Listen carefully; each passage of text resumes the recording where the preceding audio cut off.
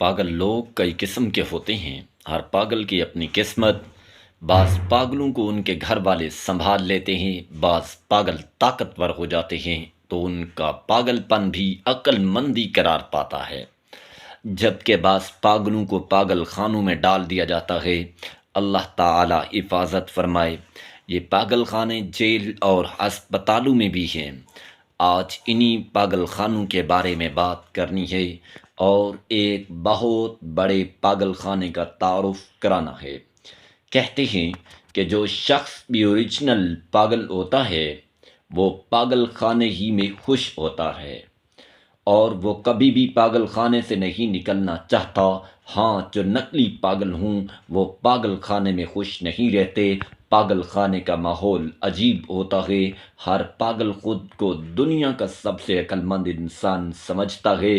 پاگل کو کیا شرم کہ ایک دن وہ سپہ سالار بن جائے اور اگلے دن میراثی اور فنکار بن جائے۔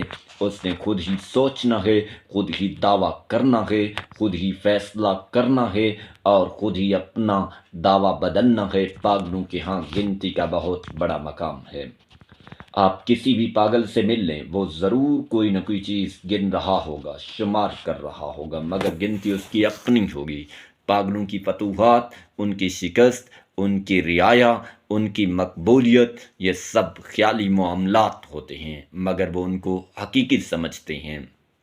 فیس بک میں پورا کا پورا ماحول پاگل خانے والا ہے، بلکہ اس سے بھی بدتر ہے۔ یہاں ایک خیالی سلطنت قائم ہے، یہاں ہر شخص گم ہے، مست ہے اور مدہوش ہے۔ کہیں کوئی بادشاہ ہے اور اس کی رعایا، کہیں کوئی دانشور ہے اور اس کے فین، کہیں گنتی چل رہی ہے کہ میرے اتنے فالورز، تیرے اتنے فالور۔ یہاں کوئی مرد عورت بن کر ہزاروں پاگلوں کو بے وقوف بنا رہا ہے، تو کوئی عورت مرد بن کر اپنی سہیلیوں کا کردار چیک کر رہی ہے۔ یہاں نقلی خیالات، نقلی عقائد، نقلی بادشاہت، نقلی مقبولیت اور نقلی بحث مبحثے گرم ہیں۔ قیمتی سے قیمتی افراد اس پاگل خانے میں داخل ہو کر دو ٹکے کے رہ جاتے ہیں۔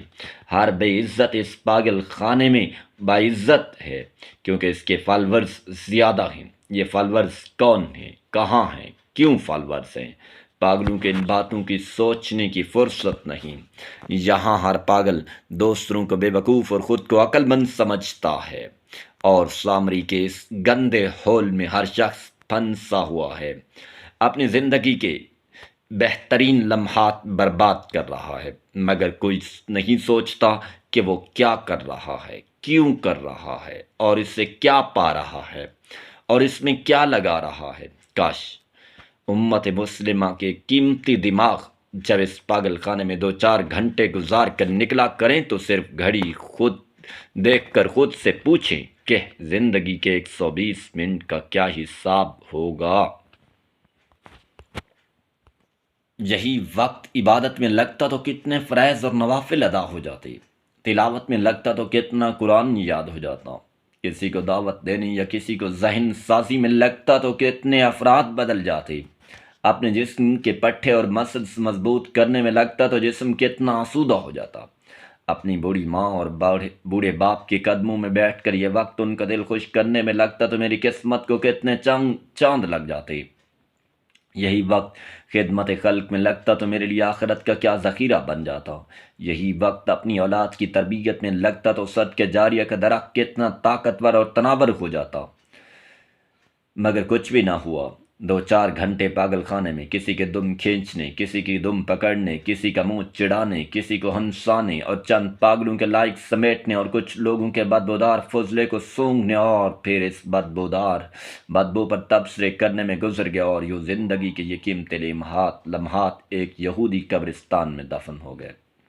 فیس بک پر آتے ہی انسان کا دماغ چھوٹا سا ہو جاتا ہے، اور وہ ہر ان چیزوں میں خوشی اور کشش محسوس کرتا ہے جو اس کے کسی کام کی نہیں، نہ دنیا میں نہ آخرت۔ لوگ طرح طرح کے دھوکوں میں اپنا وقت فیس بک وغیرہ پر ضائع کر رہے ہیں۔ پہلے جو لوگ نیٹ پر گندی تصویریں، فلمیں دیکھتے تھے، ان کو کم از کم اتنا احساس تو ہوتا تھا کہ ہم نے غلط کام کیا ہے، چنانچہ وہ توبہ استغفار بھی کر لیتے تھے۔ فیس بک کے پاگل خانے میں کئی افراد تو خود کو گویا عبادت میں مشغول سمجھتے ہیں۔ وہ سوچتے ہیں کہ انہوں نے اتنے چوہے مارے، اتنے گیدڑ شکار کی اور اتنے لوگ سدھارے۔ چنانچہ وہ اپنی زندگی کی قیمتی لمحات ضائع ہونے پر توبہ استغفار بھی نہیں کرتے، اور یوں پاگل پن کا مرض بڑھتا جا رہا ہے۔ اس لیے ضروری سمجھا کہ سامری کے اس جادو کو توڑنے کے لیے سلیمان یہ نہ دکھایا جائے۔ شاید کہ یہ افراد اس میں اپنا اصل چہرہ اور اصل مقصد دیکھ کر پاگل خانے سے باہر نکل آئیں۔ انسان اپنی زندگی میں بار بار پھسلتا ہے، غلطی کرتا ہے۔ فیس بک پر مشغول افراد بن معروضات پر غور فرما لیں۔ اگر اپنی غلطی کا احساس ہو تو توبہ کر لیں اور شکر کریں کہ زندگی کے قیمتی اوقات بچ گئے۔ اگر آپ کو اپنی غلطی محسوس نہ ہو تو ہمیں کوئی شکوہ نہیں، البتہ ایک کام میں آپ سے سب سے تعاون مانگتا ہوں۔ فیس بک کو مارک زکربرگ کی سلطنت کہا جاتا ہے، حالانکہ یہودیوں کے لیے سلطنت حرام ہے، لہٰذا آپ فیس بک کو مارک زکربرگ کا پاگل خانہ کہا کریں۔ اللہ تعالی ہمیں عقل سلیم عطا فرمائے۔